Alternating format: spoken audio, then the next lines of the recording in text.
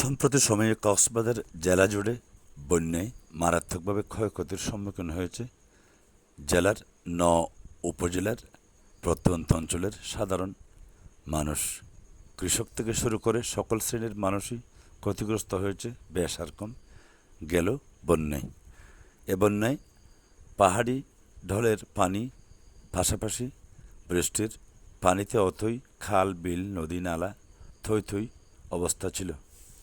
এই ফাঁকে পেকুয়া উপজেলার মংনমা ইউনিয়নের আন্দর ৯ ওয়ার্ডের বিভিন্ন পয়েন্ট মিলে অন্তত ২২টি বাঁধ দেয়া হয় মৎস্যদের যাতে রক্ষা পায়, যাতে অবাধে তারা মাছ চাষ করতে পারে এমন প্রভাবশালী ২২ ব্যক্তি তাদের নেতৃত্বে ২২টি বাঁধ দেওয়ার কারণে মংনমার ভেতর থেকে কোনোভাবে পানি নিষ্কাশনের ব্যবস্থা ত্বরান্বিত হচ্ছিল না।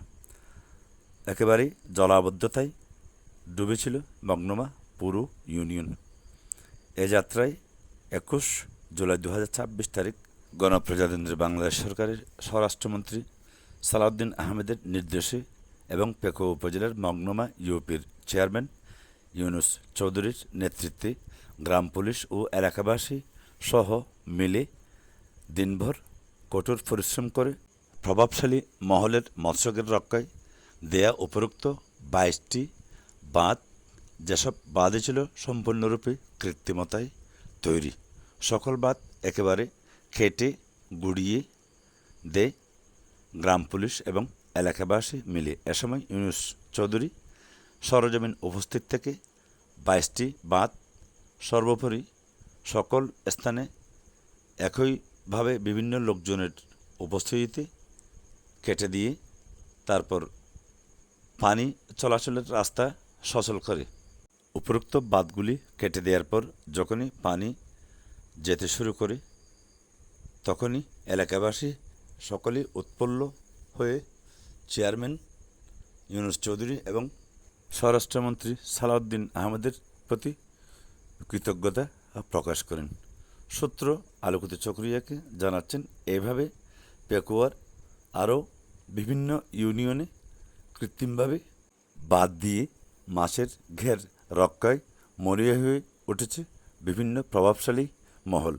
রাজাখালী, টৈটং, বারোবাকিয়া, তারপর শিলকালী সহ বেশ কিছু এলাকায় এ জাতীয় ঘটনা চলছে বলে এলাকাবাসী আলোকিত চকরিয়াকে জানাচ্ছেন। অচিরেই মংনমা ছাড়া রাজাখালী, পেকুয়া সদর, তারপর টৈটং ও রাজাখালী, বারোবাকিয়া, শিলকালী থেকে এসব বাঁধ কেটে অচিরেই পানি চলাচলের রাস্তা সুগম করার জোর দাবি জানাচ্ছেন স্থানীয় সকল স্তরের জনসাধারণ।